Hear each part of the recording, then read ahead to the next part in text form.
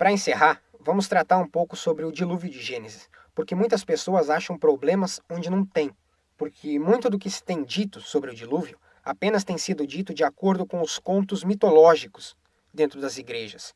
A maioria das pessoas acham que o dilúvio durou 40 dias, que começou com uma chuvinha torrencial que inundou o planeta todo. Vamos ver a cronologia do dilúvio. Foram 371 dias de dilúvio ao total, desde o dia em que Noé entrou na arca até o dia em que saiu, sendo 150 dias de inundação completa e 221 dias de escoamento.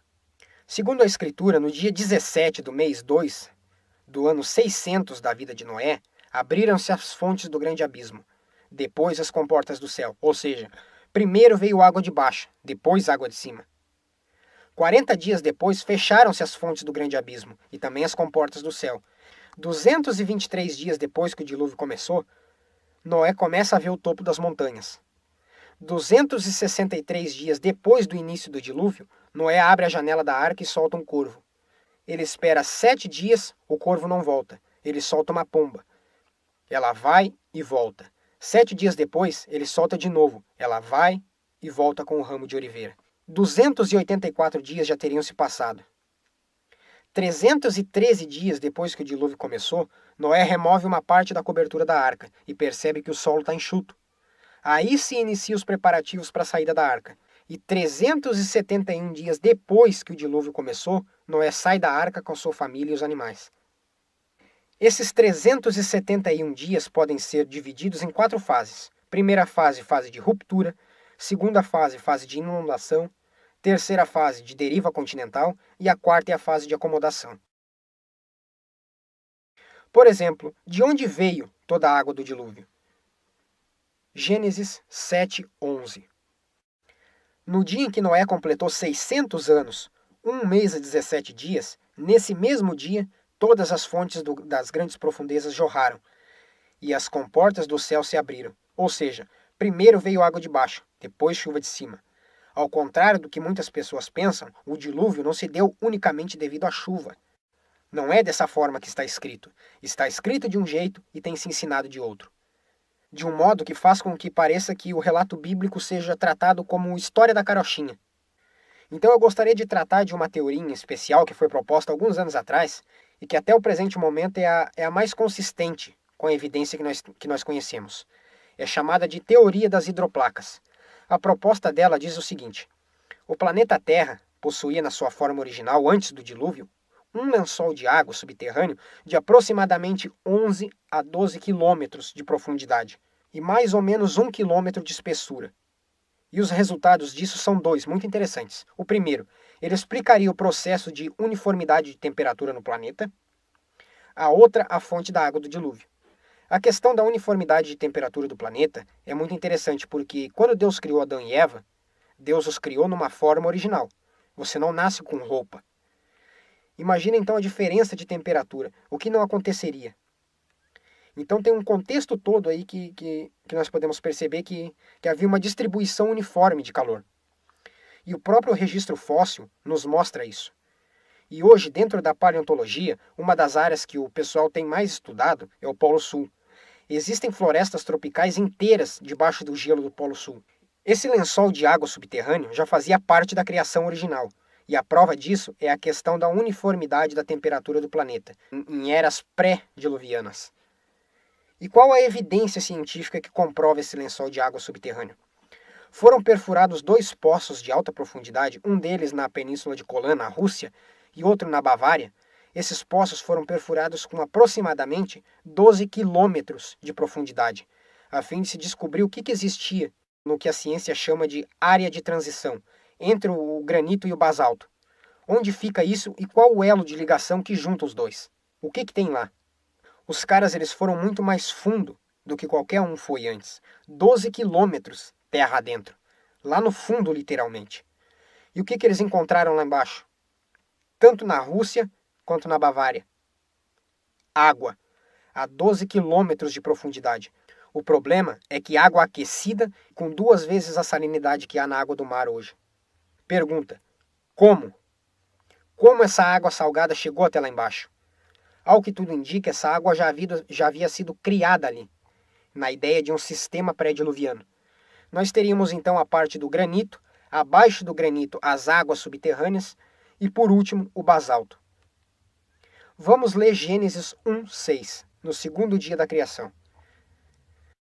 Então Deus fez o firmamento e separou as águas que estavam embaixo do firmamento das que estavam em cima do firmamento. No segundo dia da criação, o Senhor Deus fez o firmamento para separar a água que estava lá embaixo da água que estava aqui em cima.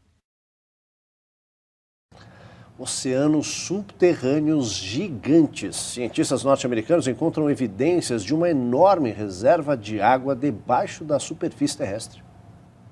A reserva subterrânea de água estaria localizada em uma área conhecida como zona de transição. Acredita-se que ela teria 3 vezes mais água do que os oceanos da superfície.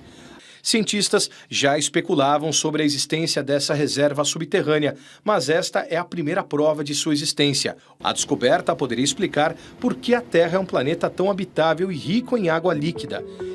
Vamos tratar um pouco da fase da ruptura. O que seria isso? A ruptura seria a maneira dessa água que está nesse lençol lá embaixo chegar até a superfície. Como? Talvez o aumento da pressão. Toda essa água lá embaixo produzindo pressão teria uma rachadura na rocha. Uma vez aberta essa rachadura, para essa água chegar até a superfície, ela teria de 11 a 12 quilômetros para percorrer. Imagine 11 quilômetros de enxurrada. Como isso não chegaria na superfície? O mais próximo que nós podemos chegar com isso a nível de ideia é o seguinte.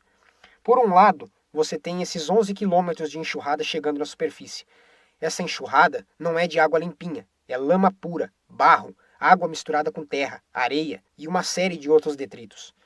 Então, a partir do momento em que surge essa rachadura no granito e começa a subir a enxurrada, a velocidade do som na rocha é de aproximadamente 5.300 metros por segundo. O que Noé presenciou naquele momento foi um terremoto a nível global e jatos de água de aproximadamente 20 quilômetros de altura subindo e pedras sendo arremessadas para cima porque era o que estava saindo junto com a água. E à medida que essa rachadura vai avançando, em termos de oceano, geraria ondas de mais ou menos 120 metros de altura. Em 2 horas e 20 minutos aproximadamente, essa rachadura já teria se completado de ponta a ponta.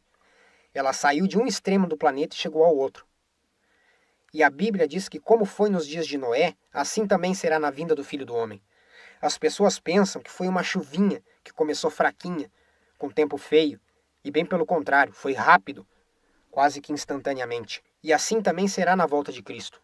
Não vai ter para onde correr, não vai dar tempo, assim como não deu para aquele pessoal. E a prova de que não deu tempo é o registro fóssil. Deus deixou marcado na rocha que não deu tempo. Lembra que eu falei dos jatos de água de aproximadamente 20 quilômetros de altura? Essa água chegando lá em cima tem a tendência de pulverizar. E pelo fato de chegar em pequenas partículas, ela congela rapidamente por causa da temperatura. A essa altura, a cerca de 8 a 10 mil metros de altura, a temperatura do ar é de aproximadamente 50 graus abaixo de zero. Esse negócio chegou a 20 quilômetros de altura. A 20 quilômetros de altura, isso se transformaria em gelo em pó. Agora, o que aconteceria num sistema como esse? Essa água subindo iria produzir uma chuva torrencial sem precedentes. Imagina todo esse gelo caindo de uma vez só. Por isso foram encontrados muitos mamutes congelados na Sibéria, rinocerontes e animais desse tipo congelados ainda com comida na boca. Então, só recapitulando, a inundação se deu devido a essa pressão dessa água que estava por baixo, entre o granito e o basalto, agora totalmente liberada, produziu a maior inundação que esse planeta já viu. E ela teria tomado conta do planeta em menos de 40 dias, porque à medida que a água que está embaixo está subindo, todo esse megacontinente agora está afundando. Se tomarmos, por exemplo, as cadeias de montanhas mais altas que nós temos no planeta e traçarmos uma linha reta, longitudinalmente, ela se estabiliza a mais ou menos 2,5 km acima do nível do mar. A pergunta agora é, para onde foi toda essa água? Como a ciência explica isso? Partindo da evidência que nós temos de que no início o planeta Terra era composto de um único continente, após haver essa ruptura que desencadeou o dilúvio em si, houve a separação dos continentes para a forma que nós conhecemos hoje. Esses continentes, uma vez mais compactos, à medida que a água fosse escoando, ficaria mais alto, devido à flutuabilidade, como é o caso das ilhas. A ideia por trás dessa teoria é basicamente essa, bem simples por sinal. E só para deixar bem claro, não fui eu quem desenvolveu essa teoria. Não fui eu que inventei ela a partir do nada. Essa teoria ela foi desenvolvida e trabalhada pelo Dr. Walter Brown. Ele desenvolveu e trabalhou em cima dela. Ele é o criador da teoria das hidroplacas. Ele não é religioso, nem acreditava na Bíblia. Ele é um cientista que trabalhava com evidências, não com religião. Ele não estava tentando provar a Bíblia, mas as evidências que ele encontrou explicam exatamente o fato que a Bíblia descreve. Quais as outras evidências encontradas que levam a isso? Nós temos, por exemplo, diversos fósseis de baleias encontrados no meio do deserto do Saara. Pergunta: como esse fóssil foi parar lá? Nós temos as marcas de erosão nas rochas no Egito. E não somente isso, mas um dilúvio nessas proporções, a nível global, teria produzido estratigrafia, camadas diferentes de terra, que é o que nós temos hoje. Se você cavar o suficiente nos fundos da sua casa, vai passar por diferentes camadas de terra. E isso não é encontrado somente na superfície. Nós encontramos isso no fundo dos oceanos, nas cadeias de montanhas, e em tudo quanto é lugar. E até mesmo o registro fóssil, como eu já falei, é uma prova irrefutável do dilúvio global de Gênesis. A quantidade de fósseis encontrados no dia de hoje é uma prova da dimensão e da proporção que isso teve. Uma equipe da Universidade de Cornell, nos Estados Unidos, que se reuniu com o Dr. Walter Brown, eles fizeram um experimento muito interessante. Eles pegaram 2 galões de água e interligaram esses 2 galões. Num galão, eles colocaram água e no outro tipos diferentes de solo, e fez com que isso fosse exposto a um movimento parecido com o de uma balança. A ideia era simular o que teria acontecido durante o dilúvio, expondo o solo a maré alta e maré baixa, por um período de 330 dias. Essa foi a proposta. O resultado? Estratigrafia, a mesma formação de camadas que nós vemos hoje, que compõem o nosso solo, inclusive na mesma ordem. E não satisfeito, ele foi além. Ele pegou grupos diferentes de animais mortos, mamíferos, anfíbios, aves, répteis, animais de tamanhos diferentes, pesos diferentes, misturados em um tanque gigante com água e lama. Produziu um processo de compressão, descompressão, compressão, descompressão. Resultado: no fundo do tanque ficaram os anfíbios, mais acima os répteis, na parte superior mamíferos e aves. Ele constatou que o posicionamento de animais dentro dessa montoeira de lama e lodo era referente à densidade do animal e não ao peso do animal. A explicação sobre como foram formados os fósseis no processo de fossilização mediante ao dilúvio. E isso é facilmente reproduzido em laboratório. Como eu já disse, todo esse trabalho que eu estou passando para vocês, não fui eu quem criou. Ele foi desenvolvido por uma equipe de cientistas que, quando começou, eles eram ateus. Eles não tinham a Bíblia como referência de nada. Eles tinham apenas evidências aí fora para estudar. Eles olharam e constataram: deve ter acontecido isso por causa disso, isso aconteceu.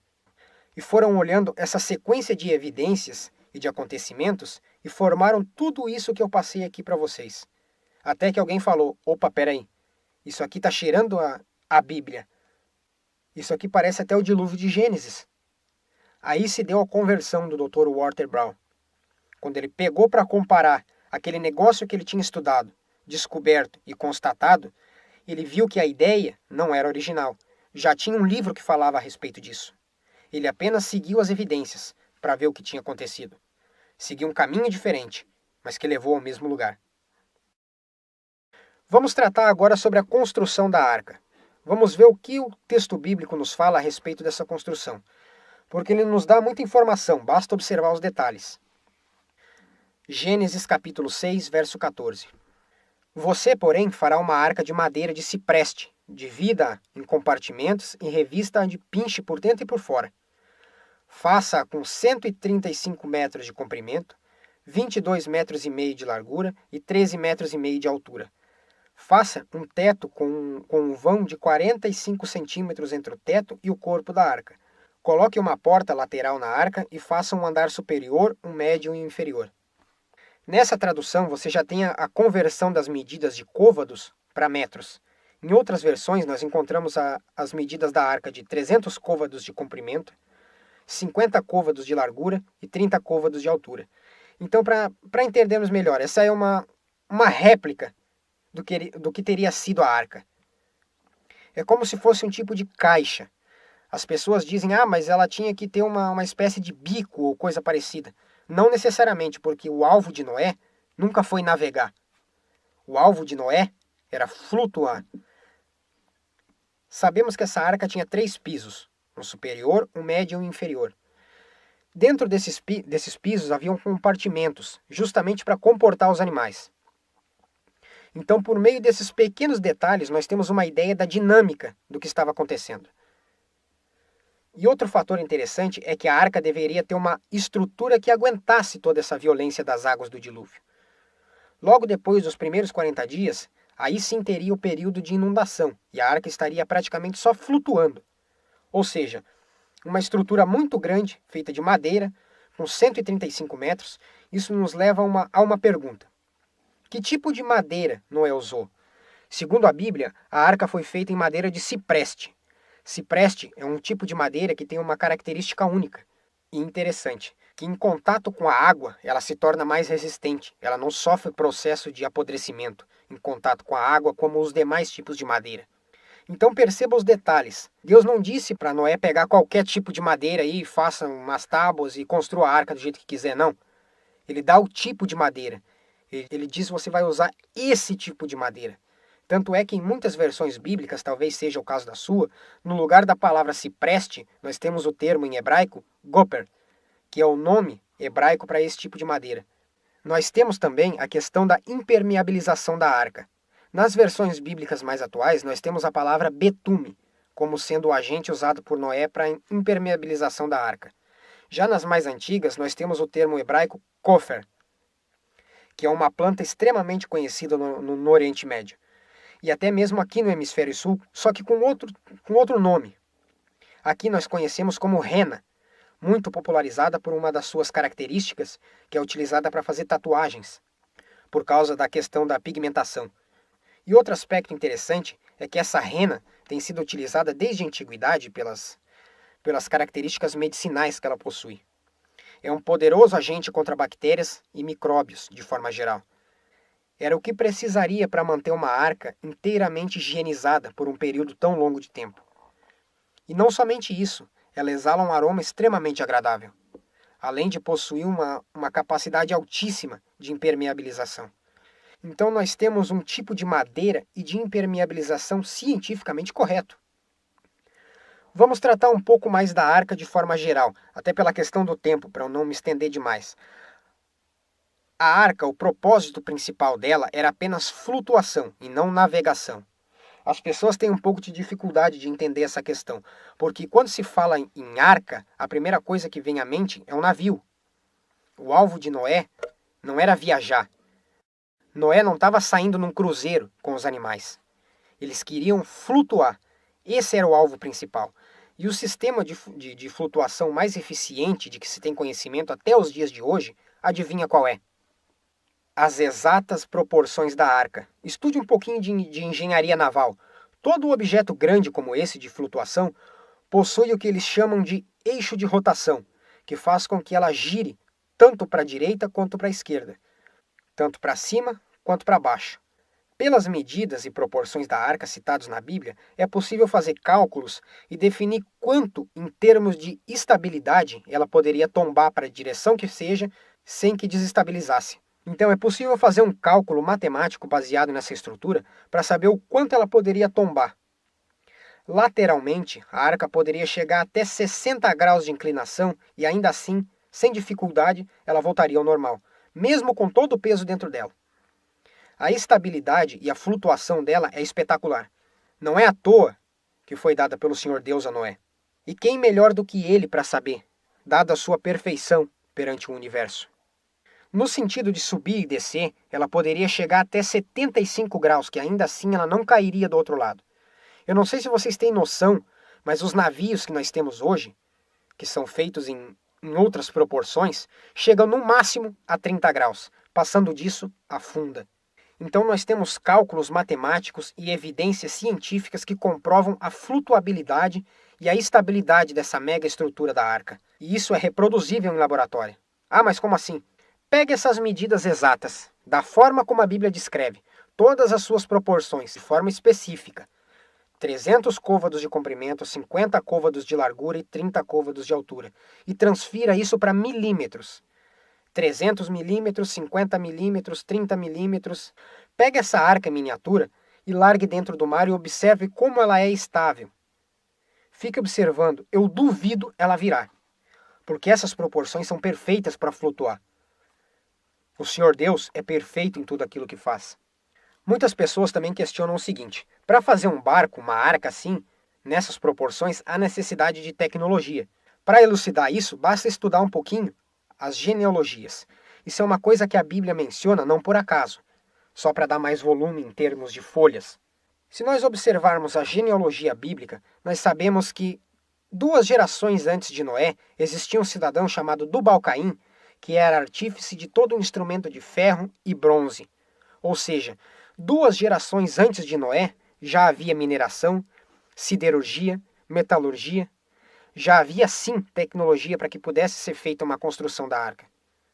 Outra pergunta frequente é onde ela foi construída e onde estaria agora. Nós lemos no livro de Gênesis, capítulo 8, verso 3 e 4, o seguinte: E durante 150 dias a água foi baixando, pouco a pouco. No dia 17 do 7º mês, a arca parou na região montanhosa do Ararat. Segundo a Bíblia, a arca parou em meio a essas cadeias de montanhas no Ararat, no Oriente Médio, na antiga Mesopotâmia. E algumas coisas interessantes são encontradas nessa região do Ararat. Como essa pedra, isso não é uma pedrinha qualquer, isso tem mais de 3 metros de altura. Ela tem esse furo no meio para que fosse usada como âncora. Pergunta: o que essa pedra está fazendo em cima das montanhas do Ararat, sendo que ela não é natural dessa região? Quem levou algo desse tamanho, montanha acima, e com qual propósito? O pico dessa montanha está a mais de 5.000 metros acima do nível do mar. Alguém já foi até lá para ver se encontrava vestígios da arca? Sim. Alguns historiadores, como George Hagopian, dão até as características do que eles viram lá em cima. E segundo o relato dele, ele e o seu tio, no ano de 1902, teve a oportunidade de subir as montanhas do Ararat, ver e tocar na Arca de Noé. E segundo ele, a arca ainda está conservada, madeira extremamente dura, e isso é normal, devido à idade e o tipo de madeira que foi utilizado. E há mais 2 historiadores contemporâneos de George Hagopian que nunca se viram e dão exatamente a mesma descrição do que eles viram lá em cima. Os 3 descreveram exatamente o mesmo objeto, inclusive em questão de divisão interna. Os 3 descreveram exatamente o mesmo objeto, inclusive em questão de divisão interna e alguns outros pequenos detalhes. Posterior a eles, no ano de 1856, 3 cientistas ingleses disseram ter chegado até a Arca de Noé. Posterior a eles, no ano de 1856, 3 cientistas ingleses disseram ter chegado até a Arca de Noé.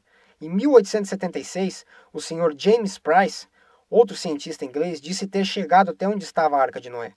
Em 1915, durante a Primeira Guerra Mundial, um piloto russo diz ter sobrevoado a região do Ararat e diz ter visto um objeto gigantesco que parecia uma grande caixa de madeira, que não fazia parte da montanha. Em 1916, soldados turcos também relataram ter visto a mesma coisa. No ano de 1953, George Green, um geólogo, diz ter visitado e tirado inclusive fotos da Arca de Noé, mas tanto ele quanto as fotos sumiram em uma das suas expedições na América do Sul. E há vários outros, mas vamos nos ater ao relato mais recente, nos anos 2000. Uma expedição de tailandeses e chineses visitaram a arca e trouxeram muito material muito bem documentado para provar isso. Inclusive, estudos mostrando que realmente é a arca, porque as proporções estão corretas, o tipo de madeira está correto, o tipo de estrutura está correto e o tipo de impermeabilizante está correto, do jeitinho que a Bíblia descreve. Inclusive fizeram até um posicionamento de GPS para mostrar exatamente onde está. E isso foi muito pouco divulgado na mídia.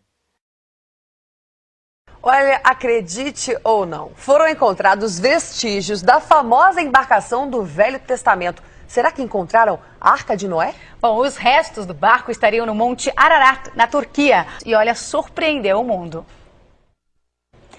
O jornal britânico Mail Online destacou na manchete: encontramos a Arca de Noé numa missão ao Monte Nevado Ararat. Foram encontrados 7 grandes compartimentos de madeira cobertos por neve e restos vulcânicos datados de 2.800 anos antes de Cristo. Um dos 15 exploradores afirmou que a equipe aposta 99,9% nos restos da Arca de Noé. Arqueólogos britânicos querem ver as evidências antes de reconhecer o achado. A famosa história da Arca está no Velho Testamento e conta a saga de Noé para construir o gigantesco barco e salvar as espécies do dilúvio que inundou a Terra durante 40 dias e 40 noites. O próximo assunto para nós tratarmos é a questão dos animais na arca. Hoje nós temos documentado cerca de 1.250.000 espécies. Como colocá-los todos dentro da arca? Para muitos parece um problema, mas na verdade não é. Quando nós vemos algum tipo de material, falando da Arca de Noé, ele não é apresentado de forma séria. Isso inclusive no meio evangélico. Se você questionar alguém a respeito disso, até mesmo pastores, sobre como colocar todos os animais na arca, a maioria vai responder: pela fé. Só que isso não adianta. Isso não é evidência. Os animais, como qualquer um de nós, está preso a esse plano e limitado a tempo e espaço. Então, pela fé, não se coloca 1.250.000 espécies de animais dentro da arca. Mas o Senhor Deus é perfeito em tudo aquilo que faz. Vamos ver um pouquinho mais a respeito disso. Para isso, nós vamos utilizar um pouquinho do que nós já aprendemos até aqui e um pouquinho do que o conhecimento científico na área da taxidermia, que é o agrupamento dos animais, a distribuição de animais, para nós entendermos um pouco do que estava acontecendo. Primeiro, vamos pensar em termos de quantidade. Na área de quantidade, algumas questões que eu gostaria de tratar com vocês e pensar um pouquinho a respeito é do espaço interno da arca. O que seria possível colocar ali dentro? Quais animais deveriam entrar na arca e como recolhê-los? Então, em termos do espaço interno da arca, nós já vimos a respeito das dimensões da arca, nós temos uma informação muito precisa a respeito da arca propriamente dita. Segundo as descrições das medidas da arca, nós temos primeiramente o volume dessa arca, cerca de 40.500 metros cúbicos. Também sabemos o tipo de material que foi utilizado. Isso, aliado às proporções, nos dá a capacidade de calcular o peso bruto desta arca. E o deslocamento, o peso bruto está relacionado com o peso da arca em si. E o deslocamento é o peso da arca mais o que estava lá dentro. Então se pega o comprimento, a largura, mais a sua altura, e o resultado disso é algo entre mais ou menos 20.000 toneladas. E isso não é uma coisa que se faz do dia para a noite. Se vê de longe que houve um planejamento. Quando nós tratamos da arca em si, nós vemos todo um planejamento, uma infraestrutura. Por exemplo, segundo a descrição da Bíblia, o Senhor Deus mandou deixar uma abertura em cima da arca de 1 côvado. Para quê? Iluminação e ventilação. Mas voltando às proporções da arca. Dentro desse tamanho, em termos de prédio, isso daria o equivalente a um prédio de 65 andares com apartamentos de 200 metros quadrados. Ou 3.400 jaulas de 12 metros cúbicos. Ou mais de 3.000 Corsas da GM, que praticamente o tamanho é o mesmo. Mas enfim, de forma geral, seria possível Noé transportar sem nenhum problema 120.000 animais do tamanho de uma ovelha. Tranquilamente daria para colocar toda essa bicharada lá dentro. Quando nós pensamos nesse aspecto, nós temos algumas coisas que precisam ser tratadas. Nós temos hoje cerca de 1.250.000 espécies documentadas. Como explicar isso? Como colocar, por exemplo, uma girafa dentro da arca? Sabemos que a altura dela era de 13 metros. A arca era dividida em 3 pisos. Descontando o espaço que a própria estrutura dos pisos teria, sobraria algo entre mais ou menos 3 metros de vão livre de altura entre cada piso. Qual o tamanho de uma girafa? Obviamente, uma girafa não tem só 3 metros. Esse é um dos motivos pelo qual as pessoas examinam isso e falam assim: é impossível, a arca não teria capacidade de levar esse tipo de animais. Ou até mesmo um elefante. Não cabe. Seria impossível levar esses animais. Seria possível, sim. É que nós não entendemos o mecanismo da coisa. Por exemplo, quando nós levamos os animais para cativeiro, no zoológico, eles levam um animal adulto? A resposta é não. Nós levamos filhotes. Por que Noé colocaria uma girafa adulta dentro da arca, sendo que um filhote de girafa tem aproximadamente 1,5 m, no máximo? Não faz nem sentido levar. Seria muito mais fácil levar um filhote, até porque o filhote passa por um processo muito mais tranquilo de adaptação. Imagina você tendo que cuidar de um leão adulto, ou tendo que cuidar de um filhotinho. Qual seria mais fácil? A resposta é óbvia. Então não haveria problema de tamanho do animal. Um filhote de elefante, por exemplo, tem 60 centímetros de altura. Então daria sim para colocar todos esses animais dentro da arca em termos de tamanho. Não haveria nenhum problema com isso. Eu não sei por que as pessoas levantam isso como um argumento. Não é assim que se transportam animais de um local para o outro. Nunca foi. Não se leva o animal adulto, e sim filhote. Só isso aí já resolve bem essa questão dos animais em termos de tamanho. Agora, qual os animais que deveriam entrar na arca? Essa é uma pergunta que o texto bíblico nos dá seguido da resposta. A narrativa do dilúvio nos dá muitos detalhes. O Senhor Deus poderia ter colocado a narrativa em menos de um capítulo, mas ele usou o capítulo 6, o 7, o 8 e uma boa parte do 9, justamente por conta dos detalhes. Em Gênesis capítulo 6, verso 19, ele nos diz o seguinte: faça entrar na arca um casal de cada um dos seres vivos, macho e fêmea, para conservá-los vivos com você. De cada espécie de ave, de animal grande e de cada animal que se move rente ao chão. Virá um casal a você para que sejam conservados vivos. Isso é o Senhor Deus falando com Noé a dinâmica do que ia acontecer. Noé não precisou sair caçando nada por aí. Os animais viriam até ele. E agora, nos versos 14 e 15 do capítulo 7, vamos ver o que a Bíblia fala a respeito desses animais. Com eles entrarão todos os animais, de acordo com as suas espécies. E as pessoas pegam todos os animais e não leem o resto. Vamos ver quais são esses todos.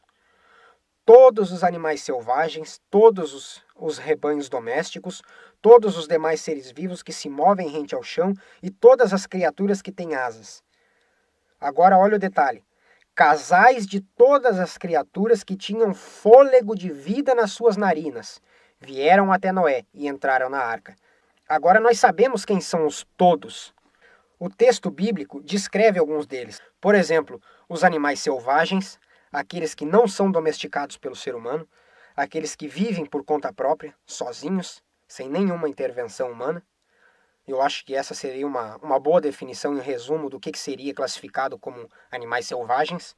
Daí nós temos outro grupo que a Bíblia chama de animais domésticos, que são aqueles que o ser humano tem controle sobre eles, onde o ser humano atua. Esses também existe uma quantidade muito grande deles, porém é menor do que a quantidade dos selvagens. E outro grupo que a Bíblia fala são as aves. Desse grupo nós temos documentada hoje cerca de 10 mil espécies. E a grande maioria delas são de pequeno porte, ocupam muito pouco espaço. E o grupo daqueles que se movem rente ao chão. Esses que se movem rente ao chão são os que hoje nós chamamos de répteis e anfíbios. Agora, o último trecho é interessante, onde diz casais de todos os animais que tinham fôlego de vida em suas narinas. Aí entra uma pergunta interessante. Quais são os que não têm fôlego de vida em suas narinas? Um dos grupos muito grandes desses são os insetos, porque os insetos respiram por traqueias. As pessoas não leem ou não entendem o que está escrito e ficam preocupadas com todo tipo de baboseira sem sentido. E dizem, imagina Noé caçando pernilongo por aí, mosquito, carrapato e coisas desse jeito. Noé não saiu caçando nada por aí. Nem inseto, nem animais, entendam isso. O Senhor Deus disse que viriam até ele 2 casais de cada espécie daqueles que tinham fôlego de vida em suas narinas. Não é qualquer espécie. A Bíblia descreve detalhadamente quais são essas espécies. Qual o outro grupo que não tem fôlego de vida? Os peixes. Então, trabalhando essas questões todas, já conseguimos entender um pouquinho mais de que espécies de animais Noé levou na arca. Então, vamos colocar tudo isso que nós vimos até agora de uma forma bem prática, reta e direta. Hoje são conhecidas cerca de 1.250.000 espécies. Destas 1.250.000 espécies, mais de 950.000 são de insetos. E não era para colocar inseto na arca. Isso não faz parte do material biológico que o Senhor Deus disse para Noé levar consigo. Então sobraria ainda mais ou menos 300.000 espécies. Dessas 300.000 que sobraram, 270.000 são de vida aquática, de peixes e companhia limitada. Também não era para levar peixe ou o que quer que seja que viva na água lá dentro da arca. Ou seja, sobraria cerca de 30 mil espécies para Noé levar dentro da arca. 30 mil espécies de quê? De anfíbios, de répteis, mamíferos e aves, que é justamente o que o texto nos diz. São nesses 4 grupos que nós encontramos os selvagens, os domésticos, os que se movem rente ao chão e os que voam. Tá, mas então isso significa que Noé levou cerca de 30 mil animais dentro da arca? Claro que não. Lembra que eu disse que pelas proporções da arca era possível colocar até 120 mil animais do tamanho de uma ovelha dentro da arca? E que o Senhor Deus é perfeito em tudo aquilo que faz? Então, por que ele mandaria Noé construir uma arca onde caberia 120 mil animais, se Noé só levaria 60 mil animais? Se tomarmos 30 mil espécies desses 4 grupos, um casal de cada espécie seria 60 mil animais. Vamos tratar um pouquinho a respeito disso. O que o texto nos fala? Que seria 2 de cada espécie, com exceção das aves. O Senhor Deus mandou que Noé levasse 7 pares de cada espécie de aves. Nós temos aí cerca de 10 mil espécies. Seria 70 mil espécies só de aves. Isso explica o porquê das proporções da arca. E explica também outro problema sério que as pessoas criam em relação ao corvo e à pomba que Noé soltou. As pessoas não leem o texto e acham que só tinha um casal de corvo e um casal de pomba dentro da arca. Noé solta um de cada, como é que tem pouco? Como é que fica? Como é que ainda tem pomba e corvo vivo hoje? Ainda tinham outros 13 lá dentro. São 7 pares de cada, 14. Foi um corvo, mas tinham outros 13 lá dentro. Foi uma pomba, mas tinham outras 13 lá dentro. A Bíblia dá os detalhes, mas as pessoas não leem. Aí ficam criando esse tipo de confusão. Sinceramente, na maioria das vezes, o que o pessoal tem trazido muito para nós é enfado e canseira. Outra coisa que as pessoas dizem ser um problema sério é a questão de como recolher os animais. Não é um problema sério. Leia o texto. Gênesis capítulo 6, verso 20. O Senhor Deus diz o seguinte: 2 de cada um virão a ti, e tu os farás entrar. Preste atenção no que o Senhor Deus diz. Deus não chega para Noé e diz, saia caçando os animais por aí pelo planeta. Quando você terminar, eu venho e digo qual deles tem o material genético que você deve guardar. Se fosse assim, Noé estaria aí até hoje, tentando pegar esses animais. Noé não saiu caçando nada por aí. A função de Noé, qual era? Construir a arca. Ponto. A função de escolher cada tipo de carga genética que se salvaria foi exclusivamente do Senhor Deus. Noé só tinha que construir a arca e colocar lá dentro os animais que viriam até ele. E isso traz uma aplicação muito interessante para as nossas vidas, que é o seguinte: as coisas difíceis, o Senhor Deus faz. As fáceis, Ele deixa para a gente. Muitas vezes, nós ficamos tão preocupados com se o Senhor Deus vai fazer a parte dele, que nem nos lembramos de primeiro fazer a nossa. Então fica cientificamente provado que seria possível sim colocar toda essa bicharada lá dentro. Para terminar, vamos ver rapidamente 2 questões envolvendo os animais aquáticos e a alimentação dos que entraram na arca. Porque as pessoas criam um grande problema com isso. Na questão dos peixes, as pessoas questionam o seguinte: existem peixes de água doce e água salgada. Num planeta totalmente inundado, como ficaria isso? Como seria possível? A resposta nós encontramos ainda hoje dentro do nosso planeta. Por exemplo, isso se explica através do sistema heterogêneo. Como que funciona isso? Sistemas heterogêneos são sistemas onde você tem substâncias que estejam praticamente no mesmo estado, digamos assim, ou até mesmo feito dos mesmos elementos, com as mesmas moléculas, só que com outras coisas juntas. Por exemplo, aqui no nosso país mesmo, nós temos a junção do Rio Negro com o Rio Solimões. Esses dois se juntam, mas não se misturam. Olhem a diferença das águas. São quilômetros e quilômetros que a água do Rio Negro não se mistura com a água do Rio Solimões. A pergunta é, por quê? Elas não são compostas das mesmas moléculas? Sim, mas elas possuem sedimentos diferentes, o que faz com que haja diferença no coeficiente de absorção da luz solar, em termos de temperatura, densidade e viscosidade. E todas essas coisas fazendo com que elas não se misturem, e formam-se bolsões de água doce e água salgada. Nós vemos isso também no rio Amazonas, quando ele se encontra com o Oceano Atlântico. 70 quilômetros adentro do Oceano Atlântico você ainda encontra água doce, e peixes de água doce lá no meio. Além disso, existe uma quantidade muito grande de espécies que não tem problema nenhum de sobreviver nos dois meios, nos dois ecossistemas. São poucos os que têm alguma dificuldade. A maioria não tem. Então aí nós já resolvemos esse problema dos peixes. O que fazer agora com a questão da alimentação dos animais dentro da arca por um longo período de tempo? Vejamos então o livro de Gênesis, capítulo 1, verso 30. O Senhor Deus diz o seguinte: E a todos os animais da terra, e a todas as aves do céu, e a todos os répteis da terra, em que há fôlego de vida, toda a erva verde lhe será para alimento. E assim se fez. E o que eu queria passar para vocês em relação a isso é o seguinte: não há um animal que seja 100% carnívoro. Isso é totalmente desconhecido. Os grandes carnívoros de toda a dieta deles, no máximo 50% é carne. A maioria deles fica na proporção, na faixa de 50% a 50%.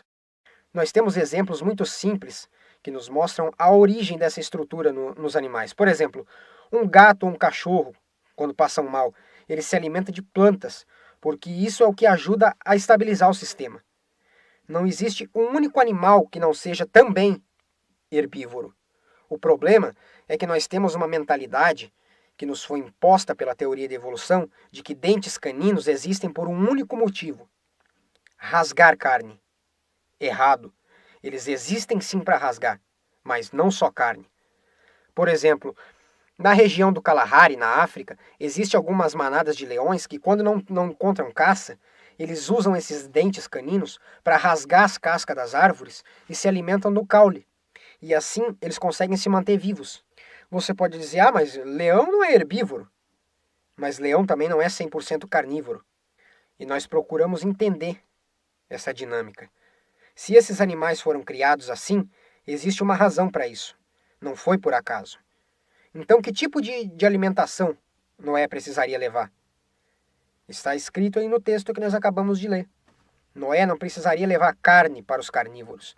Primeiro, porque a quantidade de alimento seria razoavelmente pequena, comparada à quantidade de animais dentro da arca. Por quê? Vamos voltar de novo aos detalhes que a Bíblia nos dá. A Bíblia diz que a arca tinha 3 pisos e 30 côvados de altura. Metade da arca, mais ou menos, estava submersa na água. Qual a temperatura média da água no oceano? Abaixo de 10 graus Celsius. Lá embaixo não tinha luz, estava frio. O que acontece em situações como essas?